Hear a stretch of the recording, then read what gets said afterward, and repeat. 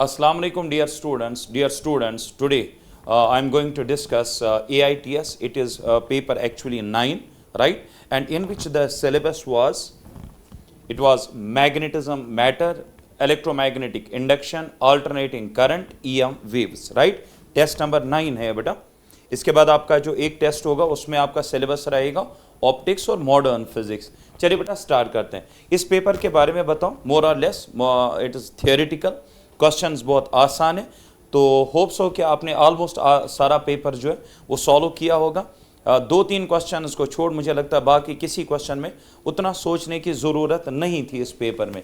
चलिए, if BE represents equatorial magnetic field and BA represents axial magnetic field due to a bar magnet, which of the following relations between BE and BA is correct? देखो बेटा, आप जानते हैं बेटा ये एक bar magnet है. फॉर एग्जांपल ये इसका साउथ पोल हुआ, ये इसका नॉर्थ पोल हुआ, ठीक है.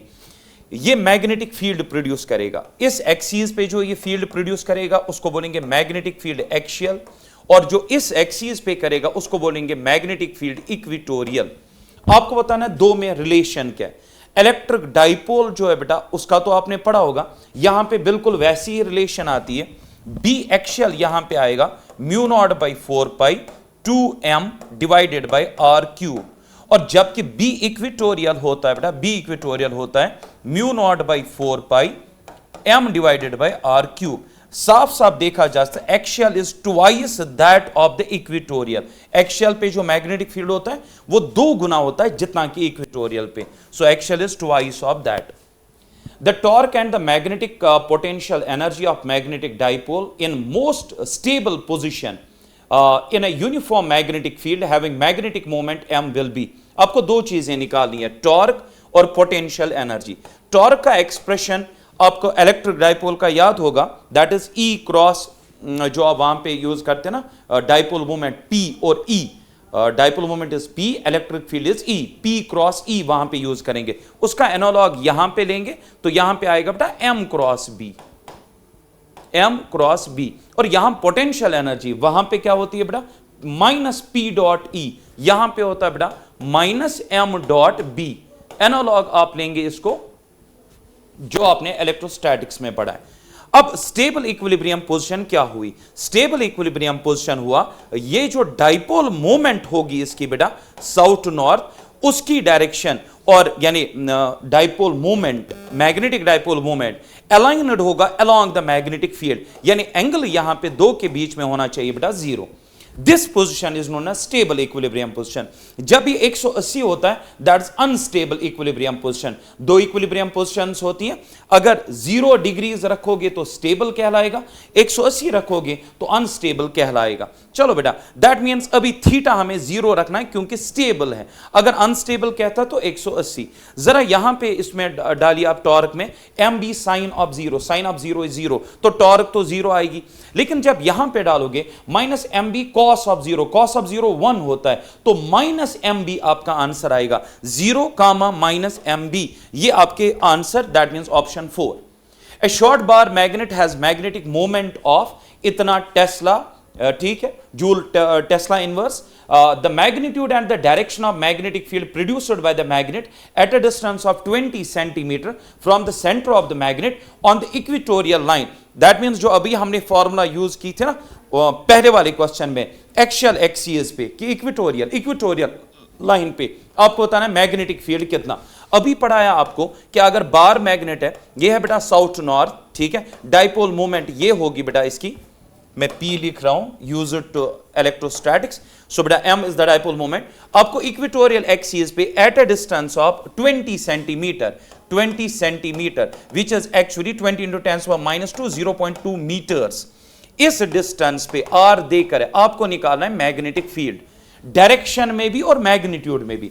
मैग्नीट्यूड आपको पता होगा mu naught by 4 pi m divided by R cube. Mu naught by 4 pi के बदले 10 raise power -7. Magnetic dipole moment देकर है 0.39 और डिवाइडेड बाई आर देकर है बेटा 0.2. ये बेटा सॉल्व करेंगे तो आपका आंसर आएगा 0.049. बट 0.049 जो है बेटा मुझे लगता है यहां पे एक ही ऑप्शन है 0.049 वही है। और साथ में ये इसलिए भी सही है, डायरेक्शन इज इंपॉर्टेंट। मैं देख रहा था कहीं दो तो नहीं है 0.429। और याद रखें जो ये मैग्नेटिक फील्ड की डायरेक्शन होती है इक्वेटोरियल एक्सिस पे, ये अपोजिट होती है बेटा जो कि डाइपोल मोमेंट की डायरेक्शन होगी। That means it will be directed from north to south. और इसमें डायरेक्शन भी सही है, मैग्नीट्यूड भी सही है। दैट्स व्हाई आपका ऑप्शन नंबर फर्स्ट 0.049, और ये डायरेक्टेड होगा opposite to the dipole moment. याद रखें एक्सियल एक्सिस पे डाइपोल मूवमेंट और बेटा मैग्नेटिक फील्ड की डायरेक्शन सेम होती है। Which of the following is not showing the essential difference between electrostatic shielding by a conducting shell and a magnetostatic shielding? वैसे question तो कुछ और कहता है, लेकिन फिर ऑप्शन से समझ में आता है ये कुछ कहना और चाहता है। यानी असल में यहां पे properties of electric and magnetic field lines के ऊपर क्वेश्चन है। आपको बस ये बताना है कौन सा ऑप्शन इनमें गलत है। तो प्रॉपर्टीज आपको सारी पता होनी चाहिए इलेक्ट्रिक फील्ड लाइंस की और मैग्नेटिक फील्ड लाइंस की। आइए देखते हैं पहला option, electrostatic field lines can end on charges and conductors have free charges. अब आराम से सुनिए, अगर मैं एक कंडक्टर लेता हूं, for example I have a conductor. अब जानते हैं किसी भी कंडक्टर में फ्री इलेक्ट्रॉन्स होते हैं, लूज इलेक्ट्रॉन्स होते हैं, जिसकी वजह से वो कंडक्ट करते हैं। तो ये वाला तो हिस्सा है कंडक्टर्स है फ्री चार्जेस। जरा ये देखिए electrostatic field lines can end on the charge. We know कि आपका जो पॉजिटिव चार्ज होता है और जो आपका नेगेटिव चार्ज होता है, positive charge acts as the source of the electric field lines, जबकि negative charge acts as the sink. और अगर सिंक का काम करता है मतलब electric field line positive charge से उठ के नेगेटिव चार्ज पे आने के बाद खत्म हो जाती है, वहां पे एब्जॉर्ब होती है। तो बेटा ये भी सही है, electric field lines can end on the charges, positive से उठा नेगेटिव पे खत्म। और ये भी सही है कंडक्टर्स के पास फ्री चार्जेस हैं। ये प्रॉपर्टी तो बिल्कुल सही है, ठीक है। Magnetic field lines can and but conductors can not and them. बेटा ये गड़बड़ है। देखो magnetic field lines can and, आपको पता होना चाहिए मैग्नेटिक फील्ड लाइंस बेटा कभी एंड नहीं होती, they can form the loops. आपको याद होगा बार मैग्नेट, अगर मैं बार मैग्नेट की बात करूं, से for example this is north, this is south, ठीक है। अब बाहर से नॉर्थ से साउथ की तरफ मैग्नेटिक फील्ड लाइन जाती है, but magnetic field lines end नहीं होती है, साउथ पे एंड नहीं होती। जैसे electric field line negative charge पे खत्म हुई, यहां पे खत्म नहीं होता है, it will continue and it will move from south to north. That's why we say magnetic field lines form loops. अब ये क्या कहता है, कैन एंड नहीं होती, दे फॉर्म लूप्स। तो ये ऑप्शन बेटा गलत है। Lines of magnetic field cannot end any material and perfect shielding is not possible। 100% सही है कि lines of magnetic field जो वो end नहीं होती और perfect shielding आप कर नहीं सकते। ये perfect shielding तो की जा सकती है, 100% shielding possible नहीं है। Shells of high permeability, और चलिए अगर मैं ये परफेक्ट शील्डिंग मान भी लेता हूं ये वाला हिस्सा है, लेकिन फिर भी ये जो हिस्सा है कैन नॉट एंड, ये गलत है बेटा। सो लाइंस ऑफ मैग्नेटिक फील्ड जो है बेटा can not and on any material, ये बिल्कुल सही है। And perfect shielding is not possible. Sorry, I will repeat my statement, lines of magnetic field can not and. हम जानते हैं मैग्नेटिक फील्ड लाइन्स एंड नहीं होती, दे फॉर्म द लूप्स। तो ये वाला बिल्कुल इसका सही है। Are you getting my points? देखो हमें बताना है कौन सा इनमें सही ऑप्शन नहीं है। सही मतलब रॉन्ग प्रॉपर्टी कौन सी है। तो एक काम करता हूं, मैं सारा पहले डिलीट करता हूं क्योंकि बोलने और लिखने में थोड़ी गड़बड़ हो रही है। देखो प्रॉब्लम क्या है, हमें ढूंढना है कौन सी प्रॉपर्टी सही नहीं है, वही हमारा आंसर है, वही हमारा आंसर है। पहला जो है वो कहता है electric field lines can end on the charges, ठीक है, and conductors have free charges, can end on charges. ये सही तो है बट ये हमारा आंसर नहीं है क्योंकि हमें रॉन्ग प्रॉपर्टी को सिलेक्ट करना है। तो ये हमारा आंसर नहीं है। प्रॉपर्टी सही है, स्टेटमेंट सही है, बट आंसर नहीं है। दूसरा, magnetic field lines can end on conductors, magnetic field lines can end on conductor, we know magnetic field lines don't end. तो बेटा ये गलत है, लेकिन यही हमारा आंसर हो जाएगा क्योंकि ये कहता है गलत कौन सा स्टेटमेंट है। तीसरा, lines of magnetic field can not and on the material, ये तो सही है, कैन नॉट एंड, ये बिल्कुल इसका अपोजिट है, कैन नॉट, वही तो हम कह रहे हैं, it forms the loops. And perfect shielding is not possible, बिल्कुल सही। आप शील्ड कर सकते हो। कंडक्टिंग बॉक्स में एक कंडक्टर के अंदर आपने किसी चीज को रख दिया, वहां पे शील्डिंग आप कर सकते हो। परफेक्ट शील्डिंग पॉसिबल नहीं है बेटा, 100% shielding is not possible. Electrostatic shielding possible है। मैग्नेटिक फील्ड को कैसे रोकोगे? तो मैग्नेटिक फील्ड को थोड़ा सा परमेबिलिटी बढ़ा के कुछ लाइन्स को डाइवर्ट तो किया जा सकता है चेंबर से, 100% डाइवर्ट करना पॉसिबल नहीं है। तो ये परफेक्ट स्टेटमेंट है, लेकिन हमारा आंसर नहीं है क्योंकि हमें गलत वाला सिलेक्ट करना है। Shells of high permeability materials can be used to divert the magnetic field lines from the interior core. बिल्कुल सही पॉइंट है, यही मैं कह रहा था कि मान लो हमारे पास आयरन का एक बॉक्स है, आयरन का एक बॉक्स है, अंदर एक कैविटी है, बाहर से फील्ड लाइन्स आ रही है।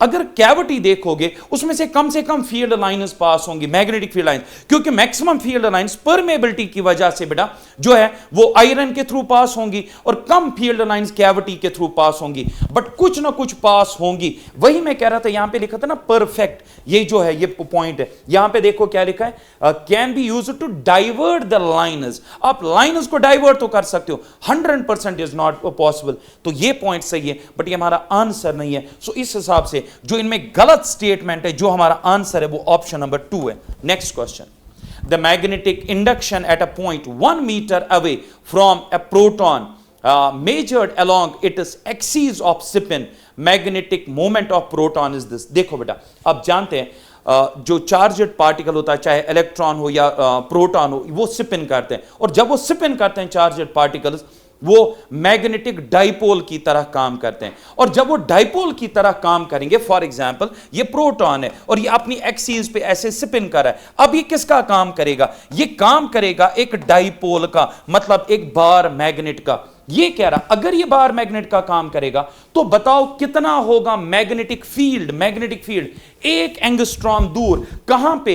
Along the axis of the spin. Along the axis of the spin हुआ इस बार मैग्नेट के एक्सियल एक्सिस पे, यहां पे कहीं आपको एट अ डिस्टेंस ऑफ यहां से यहां तक 1 एंगस्ट्रॉम आपको मैग्नेटिक फील्ड बताना है। बेटा ये तो बार मैग्नेट है, तो वही एक्सियल वाली जो है फॉर्मूला यूज करेंगे, which is mu naught by 4 pi 2m upon r cube. क्या नहीं देकर है, mu naught by 4 pi 10 to the power of -7, 2 तो है कांस्टेंट, मैग्नेटिक मोमेंट इसने खुद ही दिया है 1.4 10 टू द पावर -26, r है बेटा 1 angstrom, 10 to the power of -10 metres, लेकिन ऊपर क्यूब आएगा 10 टू द पावर ऑफ -30, वो ऊपर लाएंगे 10 टू द पावर ऑफ +30 बन जाएगा। सॉल्व करने के बाद आपको 2.8 मिली टेस्ला आना चाहिए। Option number 4 is correct. Next question, a wire is placed between two poles of two fixed bar magnets as shown in figure.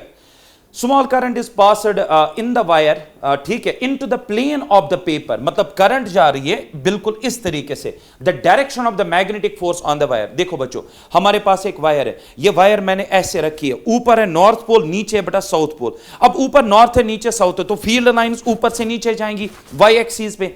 और ये जो कंडक्टर है ऐसे नहीं रखना, ये ऐसे रखना। करंट जा रही है इनवर्ड्स, जरा बताओ इस पे लगने वाला फोर्स ABI। मैग्नेटिक फील्ड पहले तो डाउनवर्ड्स है, करंट कहां जा रही है सर? इनवर्ड जा रही है। ये है करंट वाली फिंगर, ये इनवर्ड्स। थंब जरा देखो सर, वो तो इधर की तरफ है। इनमें से बेस्ट जो डायरेक्शन है वो है बेटा 4, यानी इस पे लगने वाला फोर्स जो होगा वो इधर की तरफ होगा, मतलब इस डायरेक्शन में होगा। सो option number 4 is correct. The current carrying loop is placed in uniform field in 4 different orientation as shown. Arrange them decreasing order of potential energy। देखो बेटा, करंट कैरिंग लूप है, आपको इनको अरेंज करना है decreasing order of potential energy. Current carrying loop किसका काम करता है? एक डाइपोल का। डाइपोल की पोटेंशियल एनर्जी कितनी होती है सर? U होती है -m.b, -m.b होती है बेटा। अब ध्यान से देख, इसको मैं लिखूंगा -mb cos थीटा। सब सही है। पोटेंशियल एनर्जी अब कौन डिसाइड करेगा? थीटा। कॉस के बारे में मैं आपको बता दूं, कॉस की इंटरेस्टिंग जो चीज है वो ये है, जब तक एंगल 0 से 90 के बीच में, तो इसका आंसर जो आएगा वो बेटा प्लस आएगा, और जैसे 90 से एंगल ज्यादा होगा कॉस का वैल्यू नेगेटिव आएगा। जब तक एंगल है 90 से कम कॉस का वैल्यू पॉजिटिव, और जब 90 से ज्यादा कॉस का वैल्यू नेगेटिव। तो सोचो अगर यहां पे एंगल देखोगे एन और बी के बीच में, एन कैप और बी के बीच में 180 है, 180 हुआ ना 90 से ज्यादा, मतलब इस टाइम जो आंसर आएगा वो आएगा -1, cos of 1 it is -1, minus minus plus हो जाएगा। मतलब इस वाले केस में जो पोटेंशियल एनर्जी होगी वो U is equal two plus mb होगी। मतलब मैक्सिमम जो है बेटा वो यहां पे आपको दिख रही है, वो यहां पे आपको दिख रही है मैक्सिमम पोटेंशियल एनर्जी। अच्छा, उसके बाद देखो ये 90 एंगल है, ये वाला एक्यूट एंगल है, और ये जो है ये ऑब्ट्यूज एंगल है। ऑब्ट्यूज एंगल है, ऑब्ट्यूज के लिए क्या बोला था, जब भी 90 से ज्यादा नेगेटिव आएगा और ये प्लस बनेगा तो ये तो प्लस आएगा, पोटेंशियल एनर्जी पॉजिटिव आएगी। सो दैट मींस सबसे ज्यादा तो यहां पे आएगी 180 पे, ये 180 से कम एंगल है, दैट मींस यहां पे पोटेंशियल एनर्जी ज्यादा तो आएगी, प्लस तो आएगी बट थोड़ी सी कम आएगी। So that means followed by option number 4। सो सबसे ज्यादा पहले में पोटेंशियल एनर्जी, उसके बाद 4, उसके बाद इन दो में डिसाइड करो किस में आएगी। तो बेटा यहां है 90 और यहां है मान लो 30 या 60, और आप जानते हैं बेटा, ध्यान से सुनेंगे, 90 पे आएगा 0 और 30 वर्टी पे आएगा बेटा कुछ मतलब से for example plus 1/2, 0.5 like that. But यहां पे कितना आएगा, यहां पे 0 आएगा और यहां पे आएगा मान लो 0.5 या कुछ, और बाहर क्या है बेटा माइनस, बाहर है माइनस, मतलब यहां पे u आएगा आपका नेगेटिव डेफिनेटली, क्योंकि ये एक्यूट एंगल है। और यहां पे u कितना आएगा, यहां पे u आएगा 0।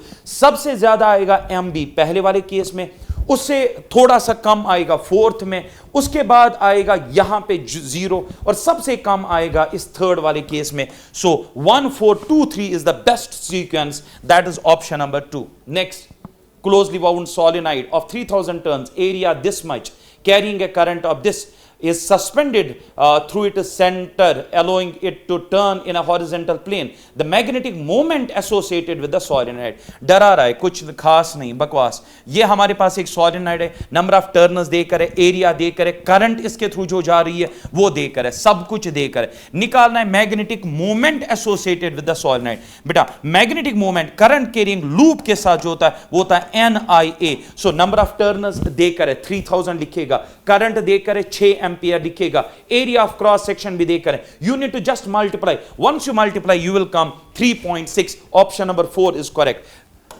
कोई भी करंट कैरिंग लूप हो उसके साथ जो डाइपोल मोमेंट होता है वो NIA होता है। A uniform horizontal magnetic field of this is set up at an angle of 30 degrees with the axis of a solenoid। ध्यान से देख बेटा, फॉर एग्जाम्पल ये solenoid है, ठीक है, दिस इज द solenoid। इसकी एक्सिस के साथ मैग्नेटिक फील्ड एंगल बना रहा है, शाबाश, कितने डिग्रीज, 30 डिग्रीज। अच्छा, and the magnetic moment associated with it, इसके साथ जो मैग्नेटिक मोमेंट एसोसिएटेड है, इसके साथ जो मैग्नेटिक मोमेंट एसोसिएटेड है वो देकर है, कितना एसोसिएटेड है, 1.28 जूल पर टेस्ला, ये इसके साथ है मैग्नेटिक मोमेंट। कितने एंगल है ये मैग्नेटिक मोमेंट मैग्नेटिक फील्ड के साथ, 30 डिग्रीज पे। टॉर्क इज इक्वल टू, आपको मैंने पहले बताया था, टॉर्क हम एनालॉगस लेंगे P क्रॉस E का, मतलब M क्रॉस B, यहां पे आएगा M क्रॉस B। आपको M भी पता, B भी पता, और उनके बीच में एंगल भी पता, MB साइन थीटा आप करेंगे तो ऑप्शन नंबर 1 आपको मिलेगा 4.8 इंटू 10⁻² newton metre. MB sine theta, sine of 30 1/2, MB देकर B भी देकर मैग्नेटिक फील्ड भी देकर 1.28 टेस्ला। चलिए next question, Point out the correct direction of magnetic field in the following situations। पहले तो मुझे लगता है मैं आपको इसमें बोनस मार्क्स दूंगा। सर क्यों? क्योंकि इसमें यह नहीं बताया गया ये किन की फील्ड लाइंस है, तो थोड़ा सा गेस करना पड़ रहा है। मोस्ट लाइकली ये शायद चार्जड करंट कैरिंग कंडक्टर है उसकी फील्ड लाइंस है। तो बेटा आपको पता है अगर ये एक charged sorry what I use charged something not current carrying straight conductor जैसा ये फील हो रहा है मुझे, और करंट कैरिंग कंडक्टर का जो फील्ड लाइंस होती हैं वो सर्कुलर होती हैं। सो ये ऑप्शन तो बिल्कुल गलत है। अगर मैं इसको बार मैग्नेट भी मानूं तो बार मैग्नेट की फील्ड लाइंस कुछ ऐसे हो जाएंगी, तो ये तो उस हिसाब से भी गलत है। दैट मींस ये हमारा फील्ड लाइंस का किसी भी सिचुएशन में सही आंसर नहीं है। ये मुझे लग रहे हैं मल्टीपल कंडक्टर्स हैं जो कि कुछ ऐसे जा रहे हैं कुछ ऐसे जा रहे हैं, और इसका मैग्नेटिक फील्ड इसने कुछ सर्कुलर दिखाया, नॉट पॉसिबल। ऐसा करंट कैरिंग कंडक्टर्स का मैंने ये पढ़ा हुआ है क्लास में, 2 करंट कैरिंग कंडक्टर्स, उनके वो 4 या ऊपर 3 नीचे 3 6 क्वाड्रेंट्स में फील्ड जो वो पैराबोलिकली वैरी करता है, बिल्कुल ऐसा सर्कुलर तो कभी बनता नहीं है। ये तो बिल्कुल मुमकिन नहीं है। ये परफेक्ट दिख रहा है मुझे, देखो यहां पे लिखा है नॉर्थ, यहां पे लिखा है साउथ, आप अपनी पेपर पे देख लीजिएगा, इसके अंदर यहां पे नॉर्थ लिखा है, इसके अंदर लिखा है साउथ, मतलब ये बाहर मैग्नेट है। और आप देख सकते हैं इसने जो फील्ड लाइंस दिखाई है परफेक्ट है बेटा, देखो अंदर जा रही हैं बेटा साउथ टू नॉर्थ, बाहर से आ रही हैं नॉर्थ टू साउथ, और कुछ field lines definitely reach out नहीं करेंगी। So perfect is fourth. So इन चार में fourth one is 100% correct. The earth behaves as a magnet with magnetic field pointing approximately from geographic देख बेटा, अर्थ के बारे में हम सब जानते हैं geographically east west north and south, ये हो गया जियोग्राफिकल कन्वेंशंस। मैग्नेटिकली अगर मैं देखूं, अर्थ का जहां से जियोग्राफिकल साउथ है वहां से मैग्नेटिक नॉर्थ है, और जहां से नॉर्थ है जियोग्राफिकल वहां से मैग्नेटिक साउथ है। अब मुझे एक चीज बताओ बेटा, मैग्नेटिक फील्ड लाइंस कहां से निकलेंगी? मैग्नेटिक नॉर्थ से साउथ की तरफ, लेकिन ज्योग्राफिकली अगर उन फील्ड लाइंस को देखा जाए तो लग रहा है कि वो जा रही है south to north. So the option is south to north, क्योंकि ज्योग्राफिकली वो साउथ टू नॉर्थ है, मैग्नेटिकली वो नॉर्थ टू साउथ जा रही है, क्योंकि आपको पता है जहां से अर्थ का ज्योग्राफिकल साउथ होता है वहां से मैग्नेटिक नॉर्थ होता है। चलिए बेटा, next, the strength of the earth's magnetic field lines is constant everywhere, गलत, zero everywhere, गलत, having very high value, नहीं बेटा, अर्थ का मैग्नेटिक फील्ड बहुत कमजोर फील्ड है, vary from place to place, बिल्कुल सही है। इन सब में से जो बेस्ट ऑप्शन है दैट इज दिस वन। अर्थ का जो फील्ड है बेटा, नॉर्थ और साउथ पोल, जो मैग्नेटिक नॉर्थ और साउथ है, अभी जो दिखा रहा था मैग्नेटिक, वहां पे वो बिल्कुल क्लोज होती है, वहां पे डेंसिटी ज्यादा होती है। जब वो वहां से निकलती हैं सरफेस ऑफ अर्थ पे चलती हैं, उनकी डेंसिटी कम होती है। इसका मतलब हुआ it varies from place to place. So option number 4 is correct. If you made a map of magnetic field lines at Melbourne in Australia, then the magnetic field lines seem to be, ध्यान से सुन बेटा, ये थोड़ा सा tricky question है। सबसे पहले आपको पता होना चाहिए दिस इज इक्वेटर, राइट। अगर मैं कहूं east west north and south, तो यहां से मैग्नेटिक क्या होगा? नॉर्थ, और यहां से होगा बेटा मैग्नेटिक साउथ। फील्ड लाइन्स जाएंगी ऐसे, यहां से निकलेंगी, यहां से फील्ड लाइन निकलेंगी, यहां तक ऐसे आएंगी, यहां पे वर्टिकली निकलती हैं, यहां पे वर्टिकली आती हैं, और इक्वेटर पे ये हॉरिजॉन्टल हो जाती हैं, इक्वेटर पे हॉरिजॉन्टल। अब ऑस्ट्रेलिया कहां पे? तो आपको थोड़ी सी ज्योग्राफिकल वो भी पता होनी चाहिए, लोकेशंस।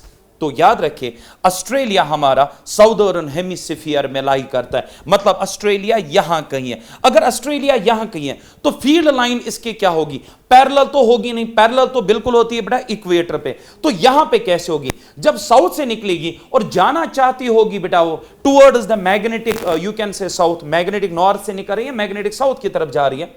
यहां पे फील्ड लाइन्स सरफेस को जब छू के निकलेंगी तो एज इफ ये ग्राउंड से बाहर आ रही है, क्योंकि ये साउदर्न हेमिस्फीयर में होने की वजह से वहां से फील्ड लाइन्स जैसे बाहर आ रही हो और जा रही हो बेटा towards the northern hemisphere. So come out of the ground would be the best option. यहां से मैग्नेटिक फील्ड निकली, जब मेलबर्न से होकर जाएंगी तो वो जा रही है ऊपर की तरफ, तो लगेगा एज इफ कि वो इस फील्ड से, वो इस प्लेस से जो है वो बाहर आ रही है, ऊपर की तरफ आ रही है। सो ये कह रहा है गो इनटू द ग्राउंड। हाँ, इनटू द ग्राउंड तब आप कह सकते थे, एक ऑप्शन बनता अगर मेलबर्न जो है बेटा वो नॉर्दर्न हेमिस्फीयर में होता, but Melbourne is not in the northern hemisphere, it is in the southern hemisphere. So पता नहीं मैं इसको क्या रेटिंग दूं इस क्वेश्चन को कि कहां से। सो इट्स नॉट, क्योंकि मैंने ये पेपर नहीं बनाया, इट्स ये ऑल इंडिया टेस्ट सीरीज आपको पता है, और अच्छे रिप्यूटेड जो है बंदे इसको निकालते हैं। So I will not comment, but फिलहाल जो ये थोड़ा सा नॉलेज ऑफ ज्योग्राफी था ये थोड़ा मुझे अजीब लगा। चलिए, तो फिलहाल आपको समझ में आया मेलबर्न जो है बेटा वो वाला हिस्सा लाई करता है towards the northern hemisphere, east west north south, southern hemisphere. तो वहां से फील्ड लाइन्स लगेंगी कि ऊपर की तरफ आ रही, that's why coming out of the ground. चलिए, इक्वेटर पे पैरेलल, और अगर आप नॉर्दर्न हेमिस्फीयर में going into the ground. Figure represents area, यहां पे आपको एरिया दिख रहा है, ठीक है। यूनिफॉर्म मैग्नेटिक फील्ड, एरिया देकर है, मैग्नेटिक फील्ड देकर है, वेबर पर metre, making an angle of 60 degrees. इसका जो एन कैप है ना वो मैग्नेटिक फील्ड के साथ एंगल बना रहा है 60 with respect to the magnetic field. The value of the magnetic flux, हाँ, through the area would be, आपको फ्लक्स निकालना, आपको पता होना चाहिए जो मैग्नेटिक फ्लक्स होता है बेटा वो होता है BA cos theta, B A cos theta होता है बेटा, B dot A B A cos theta. Magnetic field देकर हां सर, एरिया देकर हां सर, थीटा देकर, थीटा भी देकर 60। आपको करना कुछ नहीं है भाई मेरे, सीधे सीधे वैल्यूज और सब कुछ एसआई में ही देकर है, कहीं पे कुछ करने की जरूरत नहीं है। Once you will solve this, आपका वेबर में आंसर आएगा एंड आपका आंसर आना चाहिए 0.5 weber, which is option number 4 solve करने के बाद। और थीटा के बदले डालेंगे 60, कॉस ऑफ 60 कितना होता है बेटा 1/2। अच्छा, phi is equal to this, flux देकर है वेबर पर turn and the number of turns is this, maximum induced EMF in the coil is, आपको पता होना चाहिए EMF induced is equal to minus d phi b by dt, rate of change of magnetic flux. आपको कौन सा निकालना है, maximum induced EMF. Maximum कैसे आएगा, पहले ये देखो, इसकी डिफरेंशिएशन करो, डिफरेंशिएशन आएगी 0.02, कॉस का बन जाएगा बेटा साइन, माइनस माइनस हो जाएगा प्लस, क्योंकि यहां पे माइनस है और कॉस का differentiation minus plus sign 100 pi T into internal differentiation अगर मैं करूं तो वो आ जाएगा मेरा 100 पाई। यहां पे 100 पाई इधर लाएगा, बनेगा 0.02 इंटू 100 पाई के बदले 3.14 multiplied by sine of 100 pi T, ये बना इक्वेशन ऑफ ईएमएफ। बट इसने ईएमएफ नहीं पूछा, मैक्सिमम पूछा। मैक्सिमम तब होगा जब साइन का वैल्यू मैक्सिमम डालोगे और इसका वैल्यू आप 1 डालेंगे तो इसको मल्टीप्लाई करिए इतने को, it will represent the E max. E max तब आएगा जब आप साइन का वैल्यू 1 कंसीडर करेंगे। Once you will multiply all these you will come 314 volts. Option first is correct. A coil of 100 turns having an average area of this, ठीक है, यहां पे एरिया में यूनिट देख लीजिएगा, ठीक है, each turn is held in uniform magnetic field of 50 Gauss. फिर से यहां पे गाउस यूज करा गया, जबकि मैग्नेटिक फील्ड का है tesla. 1 gauss is equal to 10 raised power -4 tesla. Remember this relation, 1 gauss is equal 10 power -4 tesla. इसका मतलब है 50 gauss is equal to 50 into 10 raised power -4 tesla, which is 5 into 10 power -3 tesla. इसको सुधारिएगा, ये बेटा CGS unit है, tesla में convert करोगे, मैं क्या कर रहा हूं, टेस्ला में कन्वर्ट करोगे तो इतना टेस्ला लिख दीजिएगा, 50 into 10 power -4। The direction of the field being right angle to the plane of the coil, जो प्लेन ऑफ द कॉइल है उसको मैग्नेटिक फील्ड परपेंडिकुलर है, ठीक है। If the field is removed in 0.01 second, अगर आप फील्ड रिमूव करते हैं तो कॉमन सेंस है, पहले एक फील्ड जा रहा है, कांस्टेंट है, अब आपने उसको रिमूव किया तो बेटा फ्लक्स तो चेंज होगा।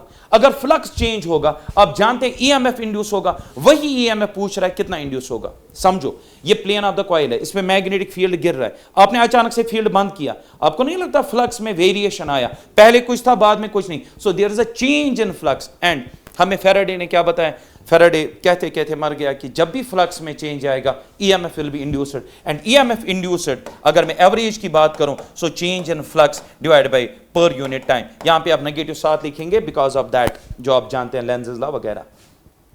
Del phi, it is phi final minus phi initial. Phi final तो 0 है, माइनस फाई इनिशियल, इनिशियली है बेटा फ्लक्स, टाइम जो है बेटा ये करने में आपको लगा 0.01। अब बोलेंगे सर फाई इनिशियल कैसे निकालेंगे, फ्लक्स क्या होता है BA, लेकिन अगर इसमें टर्न्स हैं तो NBA, नंबर ऑफ टर्न्स है बेटा N, B हुआ बेटा मैंने निकाल के दिया 50 into 10 power that 4।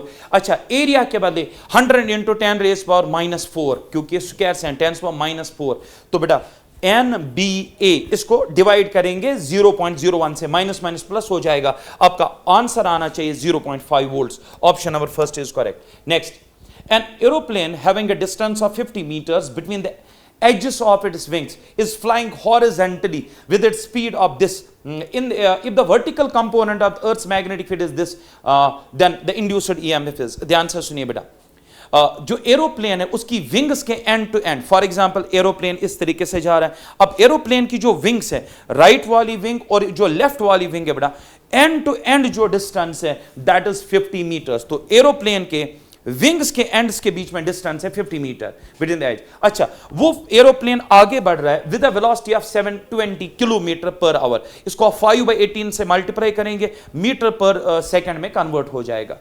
If the vertical component, कहता है अगर इस एरोप्लेन पे अर्थ का जो vertical component of magnetic field है इतना इस पे गिर रहा है, तो मैग्नेटिक फील्ड भी वहीं से देकर है, इंड्यूस्ड ईएमएफ विल बी।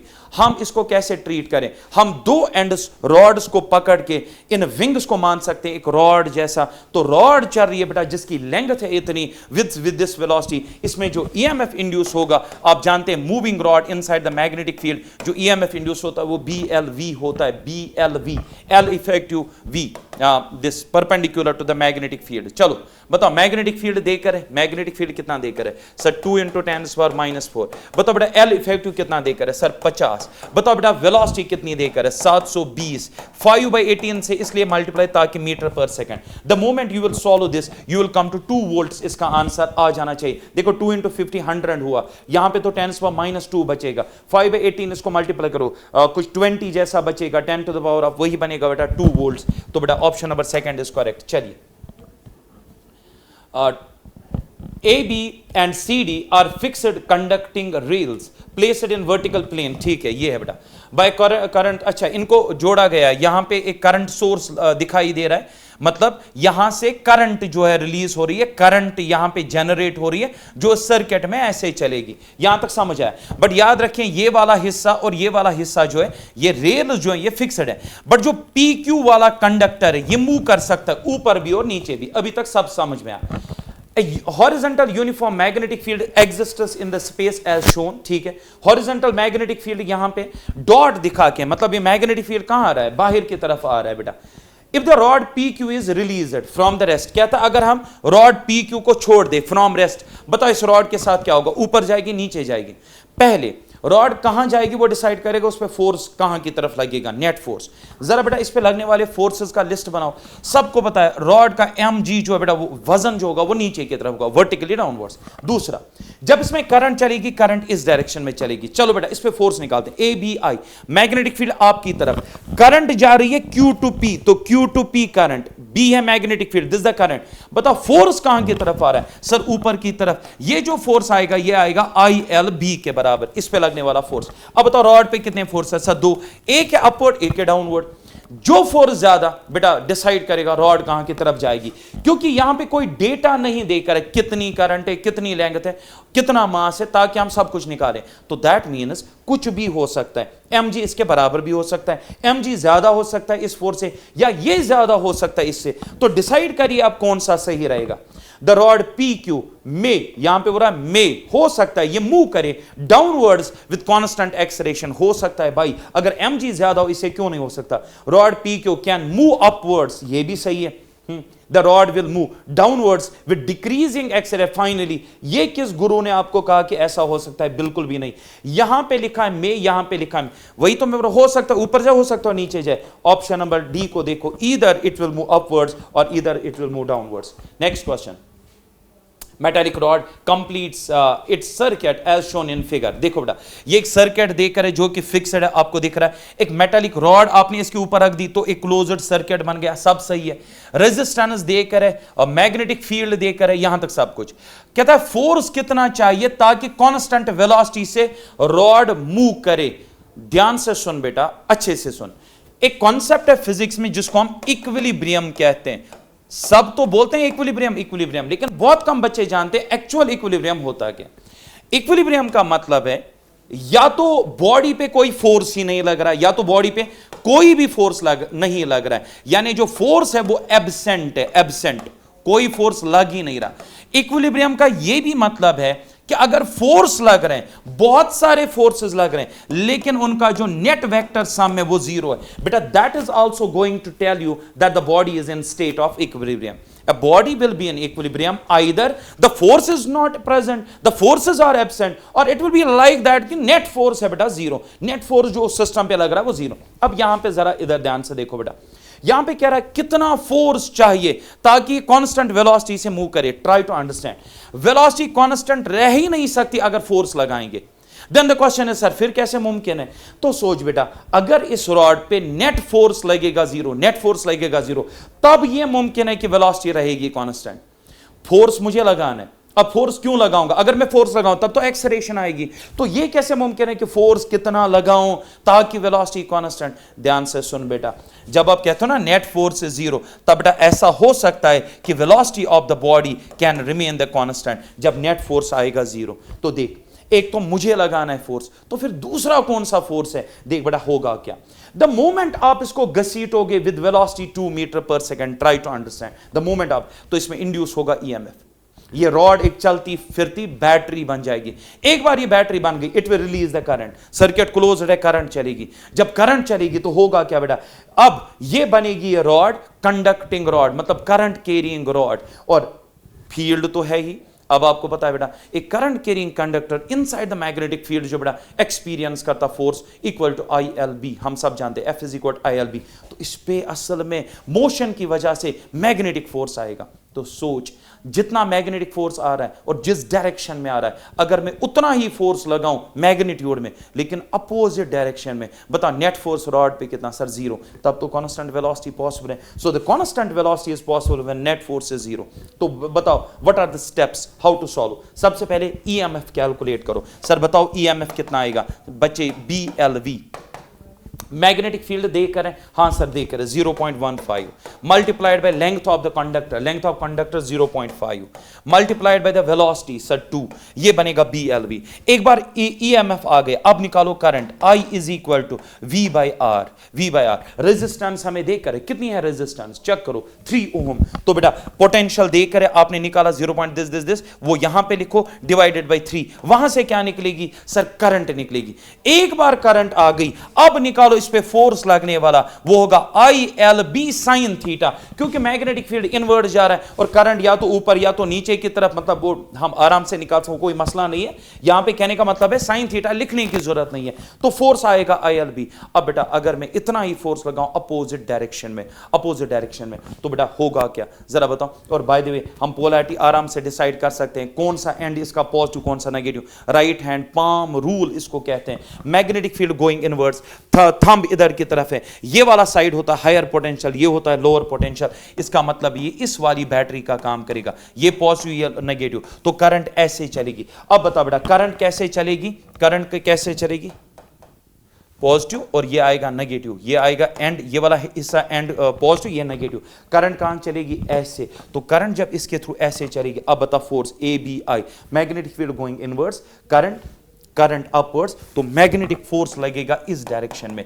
तो मैं इतना ही फोर्स इस डायरेक्शन में लगाऊंगा, तो कितना फोर्स मुझे लगाना है, my external force must be equal to ILB। आप I into L into B करोगे, वो आएगा 3.75 इंटू 10⁻³ मैं इतना ही लगाऊंगा, बट उस डायरेक्शन में net force zero, velocity constant. Option number first is correct, 3.75 into 10 something. Two inductors L1 L2 are connected in parallel and time varying current flows as shown. The ratio of currents I1 and I2, देख बेटा दो inductors हैं, इसका L1 इसमें current जारी I1, इसकी inductance L2 current जारी I2। आपको बताना है ratio of I1 bye I2। हम जानते हैं बेटा जो भी दो एलिमेंट्स रेजिस्टर्स हो, इंडक्टर्स हो, कैपेसिटर्स हो, पैरेलल्स में होते हैं, उनमें पोटेंशियल ड्रॉप आता है सेम, और जो पोटेंशियल ड्रॉप इंडक्टर में आता है वो होता है LdI/dt। तो LdI/dt जो बेटा वो कांस्टेंट है, यहां पे चलो, और यहां पे पोटेंशियल बराबर है बेटा, तो मैं लिख सकता हूं L1 dI1/dt is equal to L2 dI2 divided by dt cancel हो जाएगा, L1 dI1 L2 dI2 L1 I1 L2 I2। अब मुझे I1 by I2 निकालना है, L2 by L1 आंसर आएगा, विच is option number second. When the current in the portion of the circuit shown in figure is 2 ampere, कहता है जब इस portion में, मतलब इस सर्किट में करंट कितनी है, 2 एम्पियर करंट है, और increasing at the rate of, current बढ़ रही है, dI/dt पॉजिटिव है बेटा, पॉजिटिव है, कितना पॉजिटिव है, 1 एम्पियर पर सेकंड, इस रेट से करंट बढ़ रही है। The measured potential differences in दो के बीच में VA minus VB is 8 volts. पहले हम इसके लिए इक्वेशन बनाएंगे, किरचॉफ्स लॉ लगाएंगे। सोच मेरी बात, ये कौन सा एलिमेंट है सर, इंडक्टर, इस डायरेक्शन में करंट बढ़ रही है, आपको पता है इंडक्टर अपोजेस जो है बेटा करंट का इंक्रीज और डिक्रीज होना, उसको अपोज करता है। करेगा कैसे, ये इंडक्टर इस टाइम इस बैटरी का काम करेगा ताकि ये करंट छोड़े, अपोजिट करंट बढ़ रही है ऊपर से नीचे की तरफ, it will release the current in the opposite, ताकि उसको सप्रेस करे उस काज को। चलिए बेटा बैटरी ये रही, अब मुझे बताओ किरचॉफ्स लॉ लगाएंगे। सबसे पहले लिखूंगा VA पोटेंशियल एट A, ऐसे ही चला। अब बताओ प्लस टू माइनस इस टाइम जाना पड़ रहा है, तो लिखूंगा माइनस, क्या लिखूंगा, पोटेंशियल ड्रॉप इन दैट, आपको तब वो होगा LdI/dt, मैं सिर्फ मैग्नीट्यूड लिखूंगा, minus LdI/dt। Minus L D upon D T, magnitude लिया क्योंकि मैंने साइन यहीं पे डिसाइड कर दी, प्लस टू माइनस माइनस आएगा, तो आप सिर्फ आप magnitude in the direction of current minus I into R is equal to V B. अब बेटा इसका वैल्यू दो, V A minus L D I by D T. L कितना बेटा, how much is inductance, can you tell me what is the inductance of this? Current circuit increase in the rate of 1 ampere. अच्छा हमें निकालना है the value of R and L. अच्छा दोनों unknown है, are और एल भी पता है। अच्छा चल बेटा, एल तो निकालना है, D I by D T पता है, एल निकालना है, D I by D T पता है, rate of increase in current is 1। अच्छा माइनस आई के बदले आई कितनी है, करंट उस टाइम है 2 और रेजिस्टेंस अननोन है, is equal to V B. Equation बनाएंगे V A minus V B, V A minus V B is equal to, ये दो उधर जाएंगे बनेगा L plus 2R। Say this equation as first, V A minus V B इस time देकर कितना है 8 वोल्ट्स, तो 8 is equal to L plus 2R। This is my equation first. अब क्या कह रहा है, however when the current is 2 ampere decreasing at the rate of, अभी कह रहा है अब बढ़ नहीं रहा है, अब डिक्रीज हो रहा है। अगर अब डिक्रीज होगी current at the rate of तो होगा क्या, जरा बताओ होगा क्या? देखो करंट तो अभी भी ऐसे चल रही है, करंट अभी भी 2 एम्पियर है, लेकिन अब डिक्रीज हो रही है at the rate of D by D T is negative, minus किस रेट पे, 1 एम्पियर पर सेकंड। अब ध्यान से देख बेटा, ये अब बैटरी का काम करेगा क्योंकि करंट डिक्रीज होगी, ये उसको इंक्रीज करने की कोशिश करेगा इन द सेम डायरेक्शन, तो पोलैरिटी बनेगी माइनस और प्लस। अब क्या आ रहा है, potential difference becomes 4 volt, the value of this. दूसरी इक्वेशन क्या बनेगी, चलो फिर से V A is V A, फिर यहां से यहां जा रहे हो माइनस टू प्लस, अब आपको लिखोगे प्लस, क्या लिखोगे, mod of minus L D I by D T. अच्छा फिर इन द डायरेक्शन आप अभी भी जा रहे हो minus I into R is equal to V B, ये V A minus V B आप निकालो, V A minus V B. अच्छा यहां पे ये प्लस है बेटा, उधर जाएगा तो माइनस बनेगा, कितना माइनस, एल निकालना है, D I by D T इस टाइम बेटा 1 है, मल्टीप्लाइड बाई 1। अच्छा ये माइनस आई आर उधर गया तो प्लस आई आर बन जाएगा, ठीक है, और आई इसमें इस टाइम कितनी है, that's 2 R. V A minus V B अगर मैं देखूं इस टाइम कितना देकर, दैट्स गिवन एज 4 वोल्ट्स, इस time potential difference 4 is equal to minus L plus 2R। Say this equation as second. अब मुझे बताओ मेरे पास इक्वेशंस कितने हैं, 2, और अननोन्स कितने हैं, 2। अगर मैं सिंपली इन दो को ऐड करूं, सिंपली ऐड करूं, एल कटेगा, आपका यहां पे क्या बनेगा, 2R प्लस 2R 4R हो जाएगा, 8 प्लस 4 कितना हो गया 12, एंड 12 यहां से एल कटेगा और ये 4, और जब नीचे लाओगे बेटा यहां पे 4 नीचे लाओगे 12 को 3 आ जाएगा, 3 ओम। दैट मींस रेजिस्टेंस आपकी 3 ओम बन गई, जुबानी मैंने सॉल्व किया, इन दो को ऐड किया, रेजिस्टेंस 3 ओम। अब इंडक्टेंस चाहिए, इसी में 3 डाल बेटा, फॉर एग्जांपल इन दो में से एक में डाल, यहां पे डाल 3 2 6 और 6 उधर जाएगा, एल इज इक्वल टू 2 आ जाएगा, 2 हेनरी। ओ आंसर और number first 3 ohm 2 henry is the answer. आपको समझ में आया, इन दो को सीधे ऐड कर दो, आपका एल और एल खत्म हो जाएगा, आर का आंसर 3 मिलेगा, फिर एक में आर इंसर्ट करो, आपको आंसर मिलेगा। Two conducting loops R1 R2 are conductor are concentric and placed in the same plane। अच्छा दो बेटा कोसेंट्रिक लूप से, एक की रेडियस है बच्चे R1 और एक की है R2 रेडियस, और ये कोसेंट्रिक है, और R1 इसकी रेडियस ज्यादा है, इसकी रेडियस कम है, कोसेंट्रिक है। अच्छा if the mutual inductance M between them will be directly proportional, इनके बीच में म्यूचुअल इंडक्टेंस किसके प्रोपोर्शनल होगी? ध्यान से सुन बेटा, फॉर एग्जाम्पल मैंने इसमें करंट पहुंचा दी, फॉर एग्जाम्पल सर किस में, इस वाली कॉइल में, अब इसमें करंट मैंने डाल दी, इस ऊपर वाले बाहर वाले लूप में आई।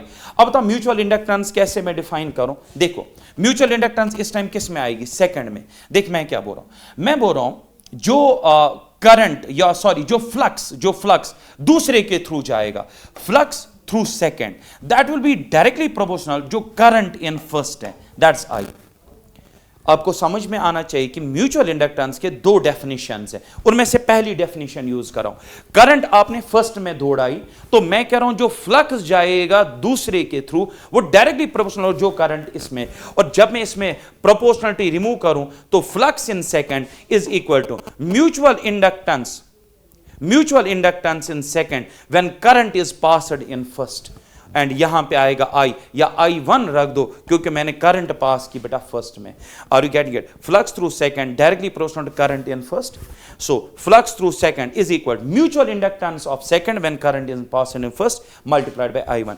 अब मुझे ये निकालना है, तो I1 नीचे जाएगा, तो बेटा M21 will be equal to phi2 divided by I1. दो को मैनेज करना है. सबसे पहले फ्लक्स थ्रू सेकंड कितना होगा जरा मुझे बताओ.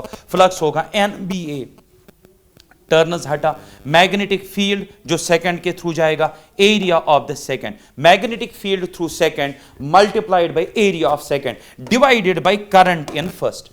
But my question is that जो सेकंड में मैग्नेटिक फील्ड जाएगा वो असल में किसने बनाया? सर वो फर्स्ट ने बनाया. तो फर्स्ट का मैग्नेटिक फील्ड कितना होगा? अगर मैं कहूं magnetic field produced by first, क्योंकि करंट उसी में जा रही है, सर वो बराबर होगा म्यू नॉट I, उसमें जो करंट है वो I1 है, डिवाइडेड बाय 4 पाई, और उसकी रेडियस जो है बेटा वो R1 है, मल्टीप्लाइड बाय 2 पाई. यही वो मैग्नेटिक फील्ड है जो इस टाइम जा रहा है किसके थ्रू? जो जा रहा है बेटा मैग्नेटिक फील्ड सेकंड के थ्रू. वो असल में किसने बनाया? सर फर्स्ट ने बनाया. तो यहां पे सेकंड के बदले आप डालेंगे वो मैग्नेट जो फर्स्ट ने बनाया. The moment I will insert it here, I will come up with the answer.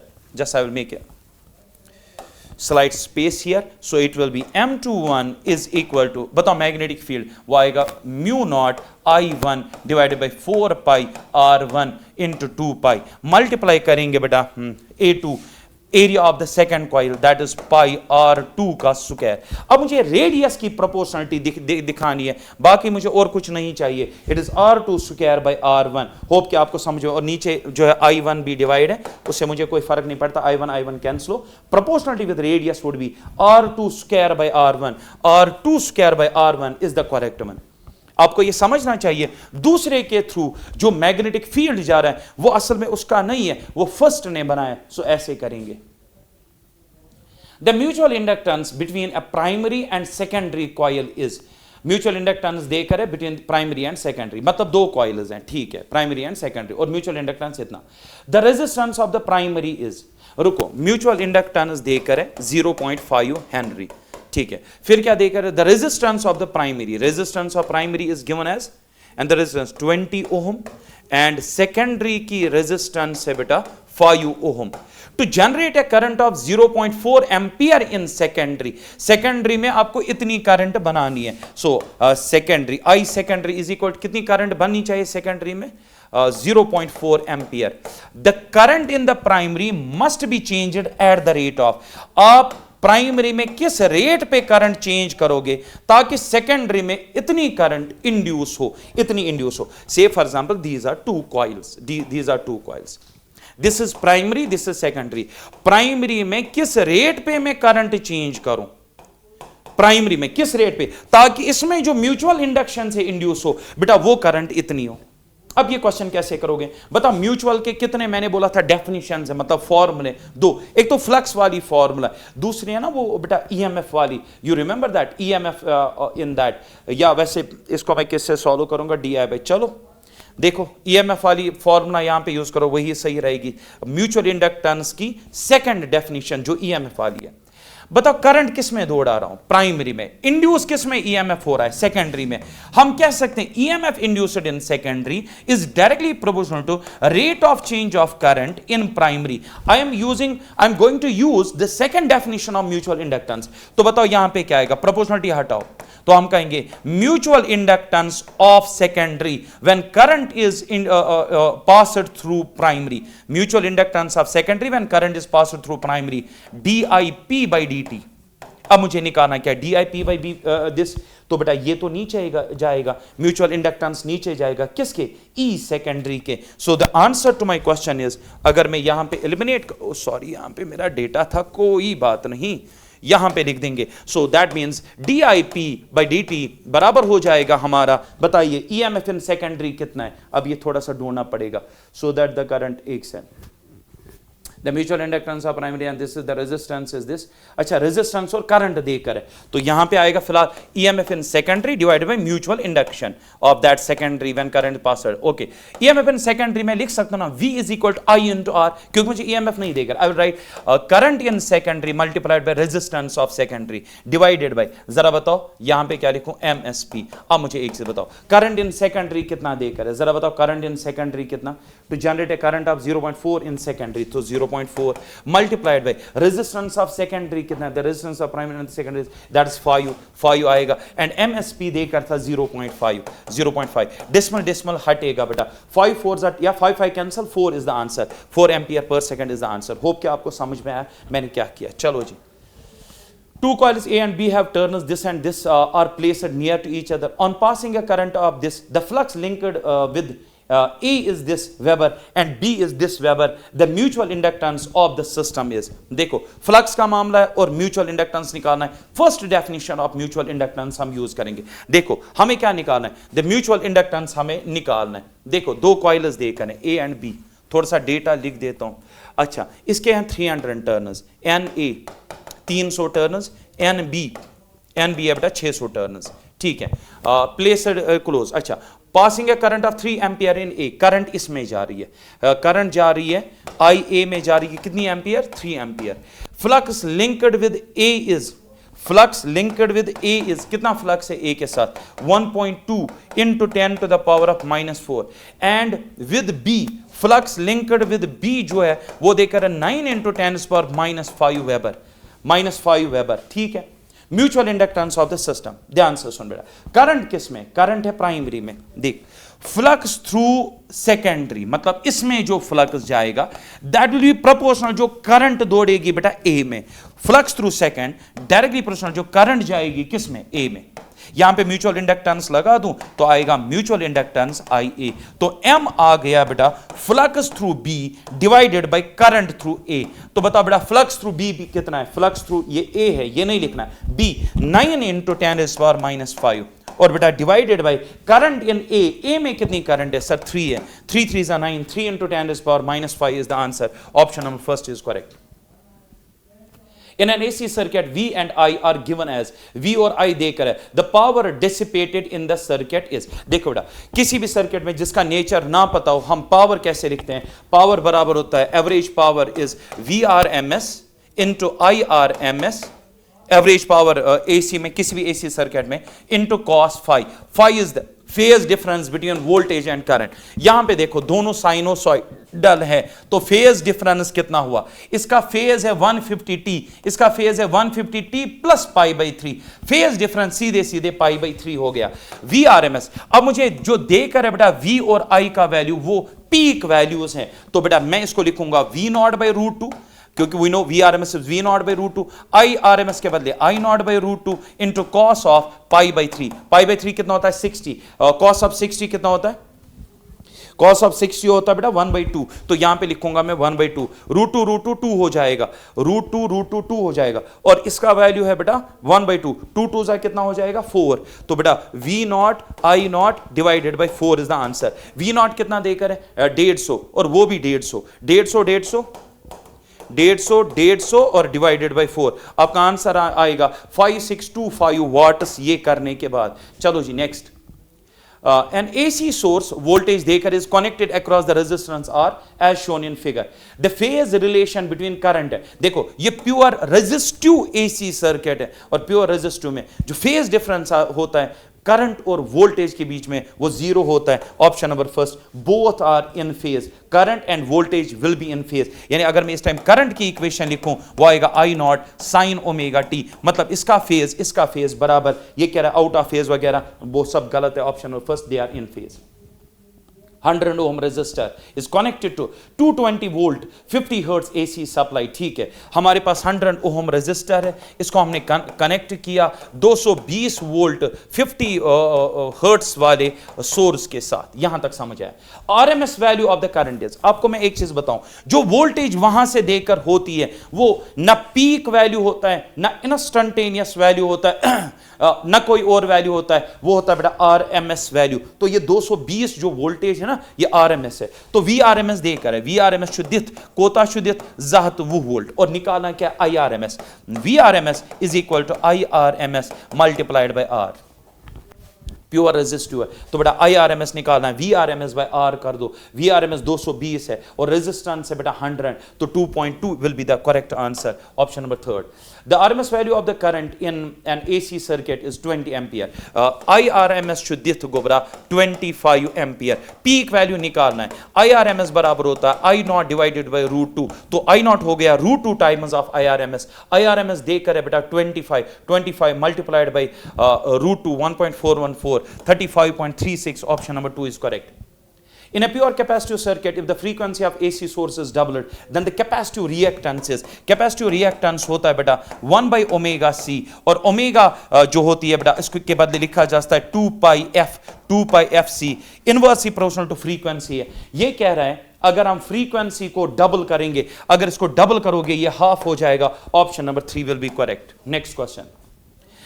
When an AC voltage of this is applied to a capacitor, then आपने इतना ये अप्लाई किया, जरा देखो क्या कह रहा है. Maximum voltage between the plates is 220, गलत. मैक्सिमम वोल्टेज पीक वैल्यू होगा, जो देकर है वो RMS है, जो मैक्सिमम होगा पीक होगा, यानी 220 बाय √2, पहला ऑप्शन गलत. The current is in phase with applied voltage, वो प्योर रेजिस्टिव सर्किट में होता है. The charge on the plate is not in phase with the applied voltage. देख बेटा, इसको अलग से अपनी टेक्स्ट बुक या अपनी कॉपी पे मेंशन कर रेड पेन से. देख, आपको पता होना चाहिए C is equal to Q by V, C is equal to Q by V, तो charge is C times voltage, तो इसका मतलब हुआ चार्ज का वही फेज होगा जो वोल्टेज का होगा. किस में? कैपेसिटर में. चार्ज का वही फेज है जो वोल्टेज का है. हाँ, चार्ज आउट ऑफ फेज होगा करंट से, चार्ज आउट ऑफ फेज हो सकता है करंट नहीं होगा, करंट से हो सकता नहीं होगा करंट से, लेकिन चार्ज इन फेज होगा वोल्टेज के. क्या लिखा है? एक बड़ा point, the charge on the plate is not in phase with the applied voltage. गलत. चार्ज का फेज वही होता है जो वोल्टेज का होता है, because C is a constant. Power, तो अब बताओ ये क्या कह रहा है? नॉट, ये तो गलत हुआ. Power delivered to the capacitor per cycle is 0, बिल्कुल सही. पावर क्या होता है? VRMS IRMS cos phi, और फेज डिफरेंस कितना होता है बेटा कैपेसिटर सर्किट में करंट और वोल्टेज के बीच में? सर 90. और आप जानते हैं बेटा यहां पे कौन लीड करता है कौन लैग करता है? यहां पे करंट लीड करती है, पोटेंशियल लैग करता है, और बेटा 90 डिग्रीज का फर्क होता है. cos of 90 is 0, power delivered would be 0.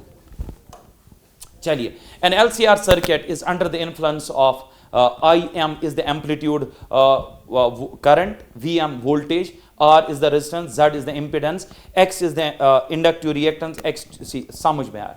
एक वर्ड यहां से देख, what is this? Sir resonance. Resonance के टाइम आपको पता है Z आपको पता होना चाहिए, जो इंपीडेंस होता है वो बराबर होता है R² plus XL minus XC का होल स्क्वायर. रेजोनेंस में ये टर्म 0 हो जाएगी, Z हो जाएगा R के, तो करंट हो जाएगा बेटा V by R, V by Z, लेकिन Z यहां पे रेजोनेंस के टाइम R होता है. So the answer is IRMS is equal to VRMS by R. देख लो बेटा VRMS बाई R कहां पे है, वो तो एक ही ऑप्शन है बेटा VRMS बाई R, वो आएगा आपका आंसर. चलिए next. A sinusoidal voltage, peak voltage इतना देकर frequency इतना है applied to the LCR circuit in which L is equal to this, L is equal to this, C is equal to the impedance of the circuit. ये बेटा अभी formula based question है, आपको सब देकर है, R देकर है, L देकर है, C देकर है, आपको पीक वोल्टेज देकर है, V0 भी देकर है, और सबसे बड़ी बात आपको F देकर है. ये ओमेगा नहीं है बच्चे, ये F देकर है, और आपको बताना है इंपेडेंस. आप यूज करेंगे Z is equal to root of R² plus XL minus XC का होल स्क्वायर. अगर मैं अलग से निकालूं पहले XL, वो आएगा ओमेगा इंटू L, वो आएगा 2 पाई F इंटू L. तो बेटा आपको 2 पाई FL मल्टीप्लाई करना है, सब कुछ देकर है, वहां से आएगा XL. XC निकालने के लिए आप करेंगे 1 by omega C 2 pi FC, और वहां पे ये जो ये सॉल्व करने के बाद आपको मिलेगा बेटा XC. Are you getting it? ये मिलेगा बेटा XC, ये XC, ये XL. R तो डायरेक्टली देकर है 6 ओम, इसमें डालेंगे, इसको सॉल्व करेंगे, सॉल्व करने के बाद 7 ओम आपको आंसर आना चाहिए. Formula based question. In a series LCR circuit, L देकर है, R देकर है, रेजोनेंट फ्रीक्वेंसी देकर है, क्वालिटी फैक्टर पूछा है. हम जानते हैं क्वालिटी फैक्टर होता है resonance angular frequency multiplied by L by R, ये होता है बेटा। अब यहां पे ओमेगा नहीं देकर, ओमेगा आर नहीं देकर है, एफ आर देकर है, तो यहां पे लिखा जाएगा 2 pi F R L divided by R. अब बताओ क्या नहीं देकर है, सब कुछ देकर है, एल देकर है, आर देकर है, सब कुछ देकर है, क्वालिटी फैक्टर निकालना है। सॉल्व करने के बाद 1.18 आएगा, 1.18 आएगा। The resonant frequency of the LCR circuit with L, C and R। आपको बेटा रेजोनेंस फ्रीक्वेंसी यूनिट चेक करो, FR निकालना है, FR आपको पता होना चाहिए। जो हमारा ओमेगा आर होता है वो होता है 1 by root of L into C. पहली बात, रेजोनेंस फ्रीक्वेंसी में आर नहीं है। दूसरी बात, एल सी चाहिए, दोनों देकर है, एल भी देकर है, सी भी देकर है, ठीक है, एल भी देकर है, सी भी देकर है। एफ आर निकालना है। एफ आर कैसे निकालोगे? ओमेगा आर जो है आपको पता है, ओमेगा आर पता है। एक बार ओमेगा आर इससे निकालोगे तो आप लिखेंगे omega R is equal to 2 pi F R. यहां से आप 2 पाई को नीचे लाएंगे, ओमेगा आर यहां से उसको डिवाइड बाई 2 पाई, आपको मिल जाएगा बेटा एफ आर रेजोनेंस फ्रीक्वेंसी, ठीक है। चलिए, और जब आप सॉल्व करेंगे तो आंसर आएगा पहला 20 hertz. In an LCR circuit if the resistance increases, quality factor अभी पढ़ाया, omega R divided by L upon R, L by R. अब क्वालिटी फैक्टर इनवर्सली, अगर ये बढ़ाओगे ये घटेगा, डिक्रीजेस फाइनाइटली। चलिए बेटा next, a plane electromagnetic wave propagating along. देखो इलेक्ट्रोमैग्नेटिक वेव है जो प्रोपगेट कर रही है, चल रही है, प्रोपगेट्स कहां से?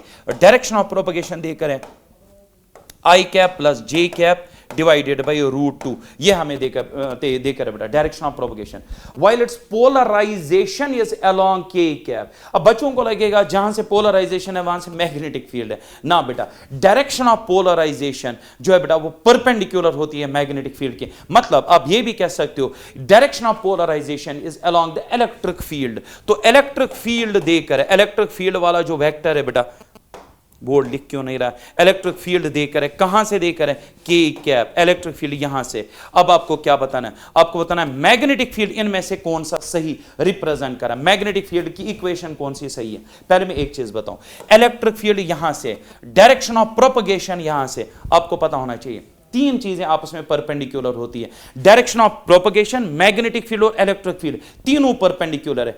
मैग्नेटिक फील्ड का मुझे निकालना है, जबकि मुझे जो देकर है वो देकर है इलेक्ट्रिक फील्ड यहां से, प्रोपगेशन यहां से। जरा मुझे एक चीज बताओ, इन दोनों को कौन परपेंडिकुलर है? Sir magnetic field. और ये भी हमें पता है कि ये दो आपस में क्या है? परपेंडिकुलर। सोच, दिमाग पे जोड़, अगर ये दो आपस में परपेंडिकुलर है तो इनका डॉट क्या आना चाहिए? 0। तो कर बेटा सीधे इन दो का डॉट इज इक्वल टू 0। बता इनमें से इन दो का मतलब क्या, क्यों डॉट करना है? पहले वो तो समझो यार।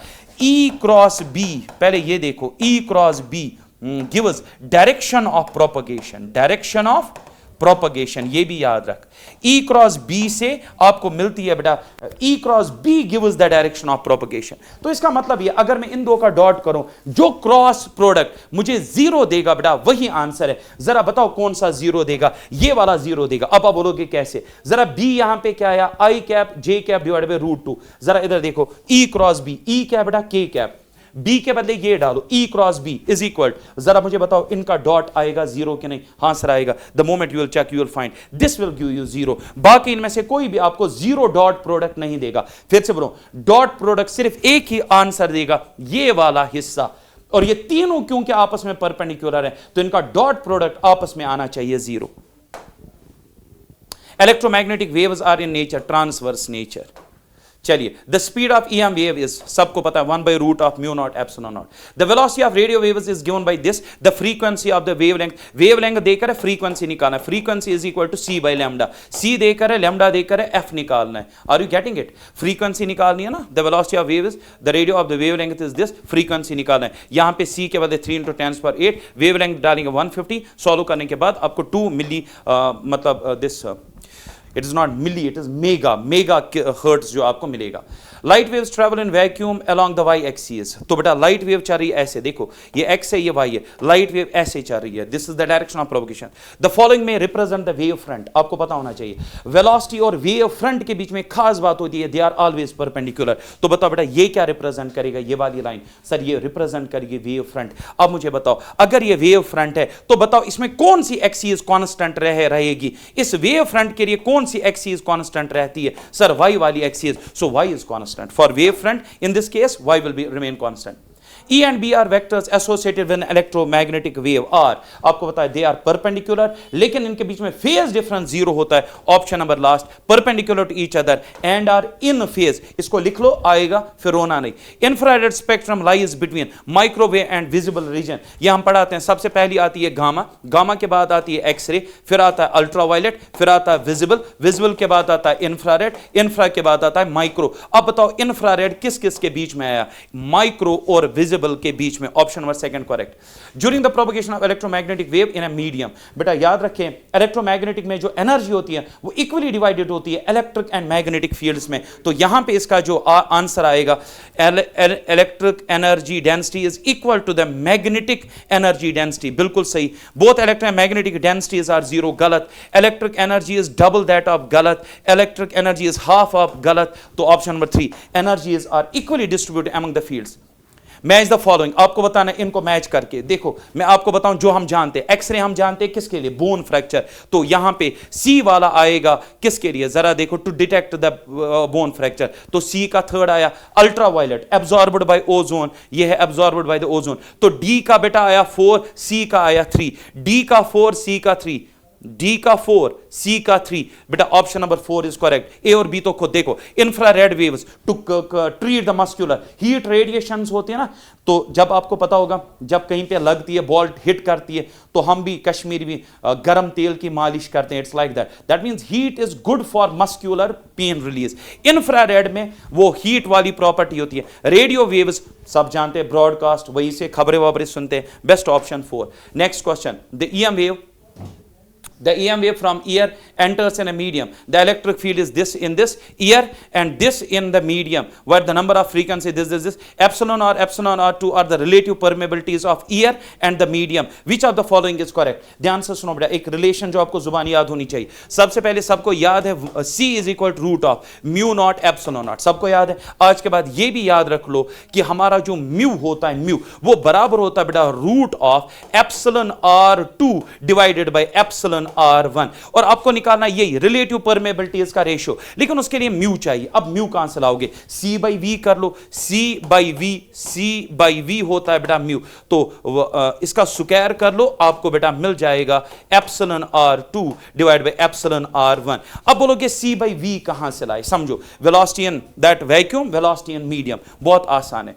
अब जानते हो this is the equation of the wave, omega by के जो होता है ना, ओमेगा बाई के वो 2 बार निकालो, ओमेगा बाई के, क्योंकि वही होगी बेटा वेलोसिटी।